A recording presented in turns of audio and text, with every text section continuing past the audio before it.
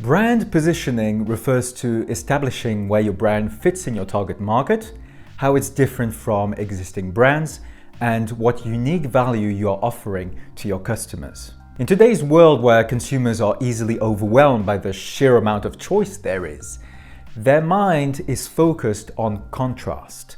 What makes a product or a brand stand out from others, which makes positioning extremely important. If you sell bottled water on Amazon and it looks exactly like a generic water bottle that doesn't distinguish itself in any way to any other bottle of water, why would anyone want to buy your product except for one thing, if it was the cheapest of them all? As we've explained in lesson 3, which covered product differentiation, this is not a viable strategy for small sellers. Let's say you're on the other side and looking for a bottle of water on Amazon. Almost all bottles will have a standardized design, plastic, transparent, with a label wrapped around the center line.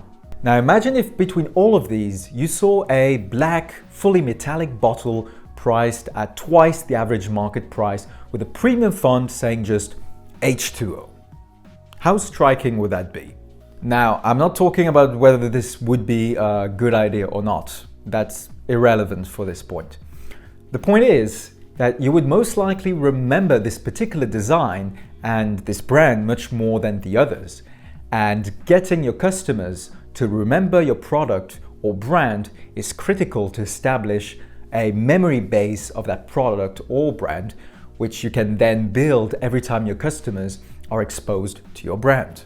There are many strategies to position your brand. Here are some of the most common ones: price-based positioning strategy, quality-based positioning strategy, convenience-based positioning strategy, customer service positioning strategy, market leader strategy, innovation leader strategy, and social value strategy. There are many more strategies that you can adopt, which is part of the fun of building your brand, as there's pretty much limitless potential for creativity here. Each strategy has its own pros and cons, and which strategy is best for your brand is completely dependent on your customers, their needs, and your products. You can also combine different positioning strategies together to create a unique feel to your brand.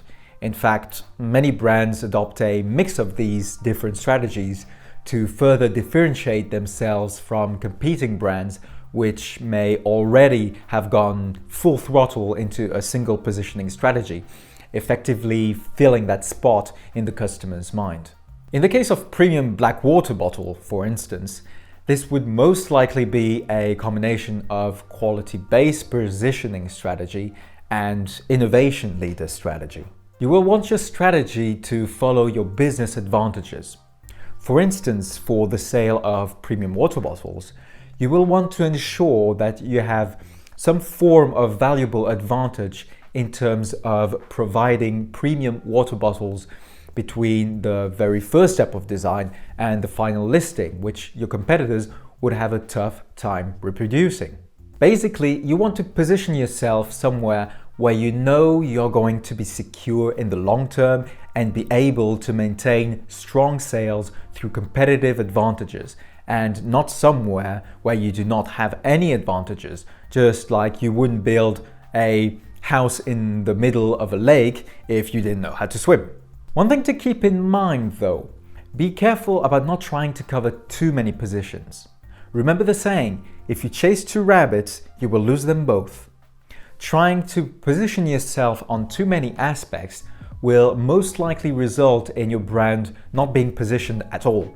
And instead of increased success, it will most likely end up feeling just generic and uninspiring. I mean, would you go to a restaurant who offered you the world's best, tastiest, biggest, healthiest, cheapest, environmentally friendly, meat-tasting vegan burger? I mean, like most people, you end up believing they are exaggerating and are untrustworthy, and you might end up believing that they don't meet any of these criteria at all. Furthermore, having an unclear position or shifting position can create a lot of confusion for your customers. Imagine you see a product with a premium looking design which tries to position itself as the cheapest option in the market. Let's say if Rolex suddenly started selling watches under $100 with 70% off, best value signs all over the product. Wouldn't that put you off?